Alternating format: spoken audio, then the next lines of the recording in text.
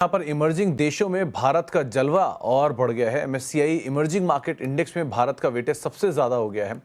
क्या है इसका मतलब और क्या इम्प्लीकेशन है, इस पर बातचीत कर लेते हैं। यतिन हमारे साथ मौजूद भी हैं। तो यतिन, पूरी डिटेल समझाइए, किस तरह से इसको समझा जाए और क्या इम्पैक्ट इंडियन मार्केट्स के ऊपर होता हुआ दिखाई पड़ेगा। एक बड़ी खबर भारत के लिए, मॉर्गन स्टैनली के एमएससीआई इमर्जिंग मार्केट इंडेक्स में भारत का वेट सबसे ज्यादा हो गया है। नंबर 1 पोजीशन पे अब भारत की वेटेज आती हुई नजर पड़ी है। और मजे की बात यह है कि चाइना के वेटेज से ज्यादा अब भारत का वेटेज हो गया है, 22% से ज्यादा। अगर हम मॉर्गन स्टैनली के ईएम इंडेक्स की बात करें, जो एमएससीआई का ईएम इंडेक्स है, यहां जो बेंचमार्क फंड्स हैं उनकी कुल एयूएम है लगभग $500 बिलियन। सो जितना भारत का वेटेज बढ़ेगा उतना ज्यादा आपको एफआई इनफ्लो भारत में आता हुआ नजर पड़ेगा।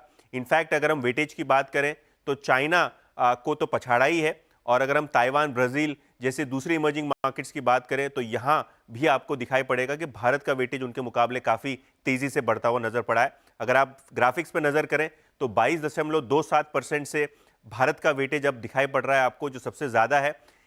चीन की बात करें तो इनका 22% से कम हो गया है वेटेज। और अगर हम ब्राजील और दक्षिण कोरिया की बात करें तो सिंगल डिजिट में इनका वेटेज है। तो कहीं ना कहीं एफआईआईस की बात करें तो इंडिया सबसे टॉप डेस्टिनेशन आपको दिखाई पड़ रहा है एमएससीआई के इमर्जिंग मार्केट इंडेक्स में।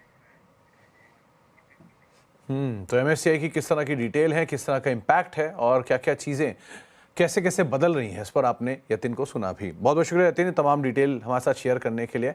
एक ब्रेक का वक्त हो गया है। ब्रेक के बाद